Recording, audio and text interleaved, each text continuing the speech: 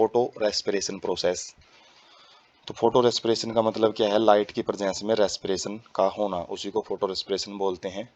Reaction where the RuBP combine with CO2 to form two molecule of 3PGA catalyzed by Rubisco। ये हमने देखा है कि जहाँ पे RuBP है वो CO2 को एक्सेप्ट करता है, तो एक RuBP रूबिस्को एंजाइम है वो वहाँ पे रिएक्शन को मतलब रिएक्शन को करवाने में मदद करता है। Most abundant enzyme in world, सबसे ज़्यादा मात्रा में ये रूबिस्को एंजाइम ही पाया जाता है। Active site can bind to both CO2 and O2। तो जो एक्टिव साइट होती है इसकी रूबिस्को एंजाइम की, वो CO2 को भी एक्सेप्ट कर सकती है और O2 को भी। तो rubisco has a much greater affinity for CO2 when CO2 O2 ratio is equal, nearly equal. जब वातावरण में CO2 और O2 दोनों इक्वल मात्रा में प्रेजेंट होगी तो उस टाइम पे क्या होगा? जो रूबिस्को एंजाइम है वो ज़्यादा CO2 को एक्सेप्ट कर सकता है। एफिनिटी का मतलब है वो अटैच कर सकता है ज़्यादा CO2 को। बाइंडिंग इज कम्पिटिटिव, तो ये बाइंडिंग कम्पिटिटिव होती है, मतलब यदि O2 चिपक जाता है वहाँ पे वो CO2 को नहीं चिपकने देगा, और CO2 आ गया तो वो O2 को वहाँ पे अटैच नहीं होने देता है। तो जिसकी वजह से which of two will blind to the enzyme.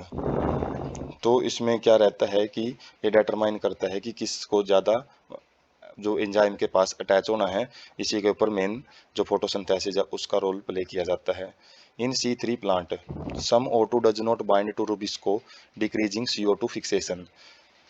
Does bind, हाँ, तो जो C3 प्लांट है उनके अंदर रूबिस्को है वो बिल्कुल प्लांट सरफेस पे पाया जाता है, वहाँ पे कोई बंडल सी टाइप की सेल नहीं पाई जाती जो कि गैसियस को इम्प्रीवियस कर दे कि वहाँ पे O2 ना एंटर कर पाए। तो मीजोफिल सेल में पाया जाता है रूबिस्को, जिसकी वजह से मीजोफिल सेल में तो O2 भी होती है और साथ में O2 भी आ जाती है, और O2 वो है वो रूबिस्को एंजाइम के साथ जब अटैच हो जाती है तो CO2 फिक्सेशन है, मतलब CO2 को अटैच करना वहाँ पे जो रूबिस्को है वो कम कर देता है। और photo respiration, photo respiratory pathway, तो इसके अंदर कैसे ये पाथवे होता है तो हम देखेंगे। RuBP instead of being converted to two molecule of PGA, जैसे हमने देखा था कि जब फोटोसिंथेसिस के अंदर बायोसिंथेटिक फेज होता है तो उसमें जो RuBP है CO2 के साथ अटैच होकर वो क्या बना रहा था? PGA के मॉलिक्यूल बना रहा था, दो मॉलिक्यूल। लेकिन अब ये किसके साथ बाइंड कर गया? O2 के साथ। तो form one molecule of phosphoglycerate and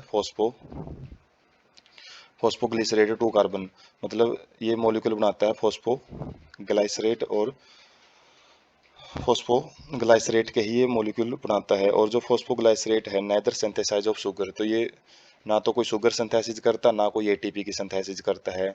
और release of CO2 with utilisation of ATP, और ये ATP को यूज करके और CO2 को बाहर निकाल देता है ये जो मॉलिक्यूल होता है। तो ना तो कोई ये शुगर पैदा कर रहा है ना कोई इसने ATP, उल्टा ये ATP को यूज ही कर रहा है, और साथ में कोई O2 जो ऑक्सीजन गैस है फोटोसिंथेसिस में निकलती है उसको भी ये नहीं रिलीज करता, उल्टा ये CO2 को रिलीज करता है। तो biological function of photo respiration is not yet known.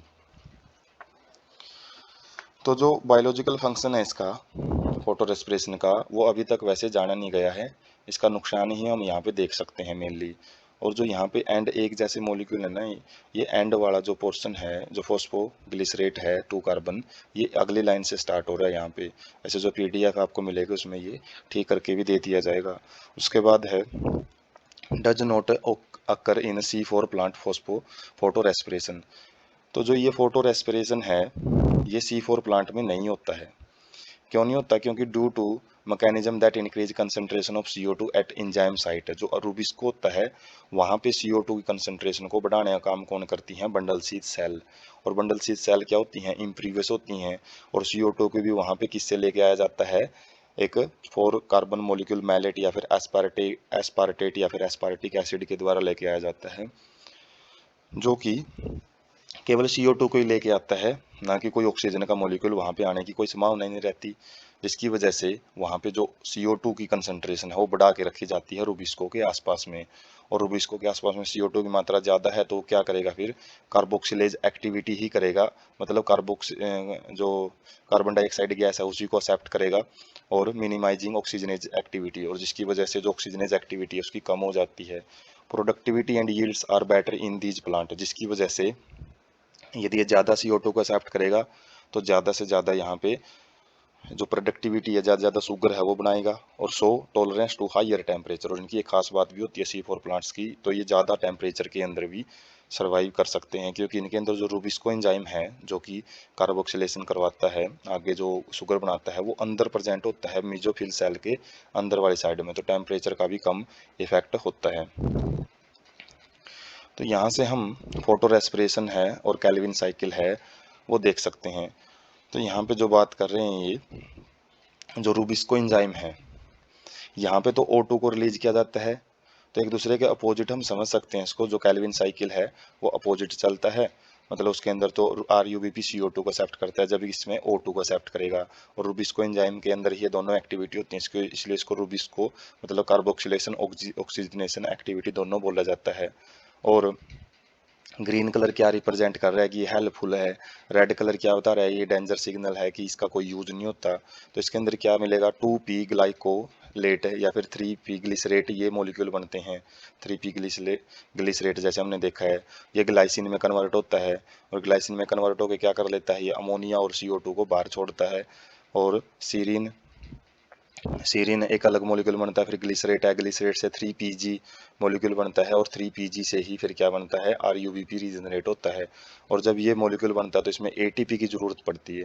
तो यहाँ पे जो नेगेटिव एस्पेक्ट क्या है कि एक साथ में तो CO2 को बाहर निकाला जा रहा है और साथ में ATP को यूज भी किया जा रहा है। और यहाँ पे हम देख सकते हैं कोई भी जो ग्लूकोज है वो नहीं बन रहा है, कोई भी शुगर नहीं बन रही है यहाँ पे, जबकि ट्रायोज फॉस्फेट में एक जो आगे जो क्या करता है शुगर का मॉलिक्यूल है वो यहीं से निकलता है। तो RUBP की दोनों एक्टिविटी हैं, और ज़्यादातर कोशिश की जाती है प्लांट के द्वारा कि फोटो रेस्पिरेशन से बचा जाए।